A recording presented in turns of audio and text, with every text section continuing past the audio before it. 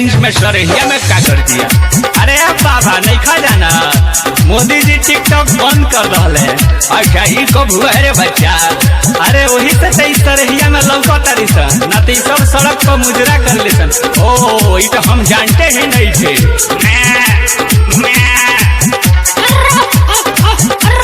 अरे बाबू तनी अखनी के डिटेल हमरो के बता। अरे टिकटॉक पे होके खाना रे। अरे बंसी बाबा भाई सुना आजकल क्या होता है भारत में। अरे बाबू बता तो हम जाने। अरे टिकटॉक पे होके खाना रे। अब घर के रसोई में छनी है कचरी रे। अरे डबिया हमारे आँख से कम दिख रहा है सरैया में टिकटॉक स्टाइल लोग क्या करता। अरे बाबा ये लो बेकार बा। अरे पुजुआ बेचातिया बकरी रे, मुस्कान चरावतिया बकरी रे। अरे पुजुआ बेचातिया बकरी रे, मुस्कान चरावतिया बकरी रे। मुस्कान चरावतिया बकरी रे।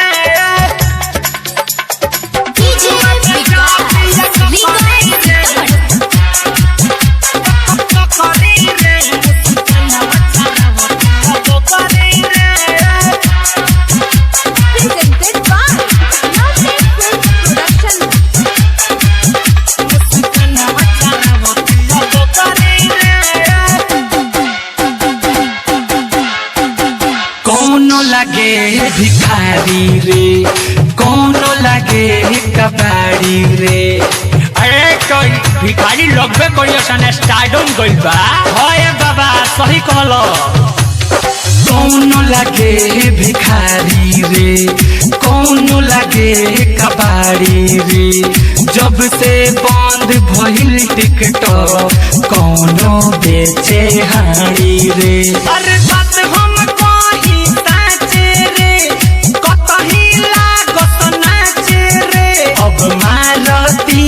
जुलिया पुल पमाछारी रे। तो अच्छा न है बच्चा, तुम्हारे एरिया में नया मछुआरा आ गया। होए बाबा सही कहता रह। अरे पुजुआ बेचातिया बकरी रे, मुस्कान चरावतिया बकरी रे। अरे पुजुआ बेचातिया बकरी रे, मुस्कान चरावतिया बकरी रे।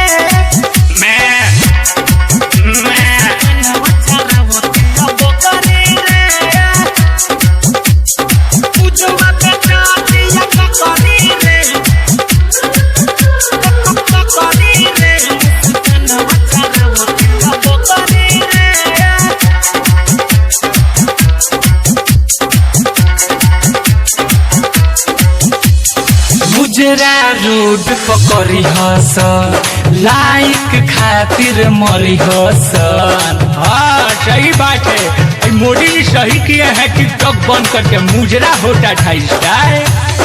मुजरा रोड पकड़ी हस, लाइक खातिर मरी हसन। अरे वापस ना टिकटॉक आई, कितनो पूजा करी हस।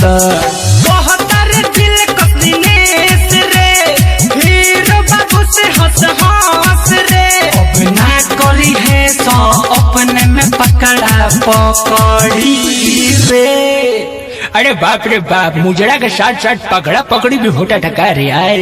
हो बाबा तू ना देखत रह का हो आए। अरे पुजुआ बेचातिया बकरी रे, मुस्कान चरावतिया बकरी रे। अरे पुजुआ बेचातिया बकरी रे, मुस्कान चरावतिया बकरी रे। अरे टिकटॉक पे होके खाना रे। अब घर के रसोई में छनी है कचरी रे। अरे डबिया हमारे आँख से कम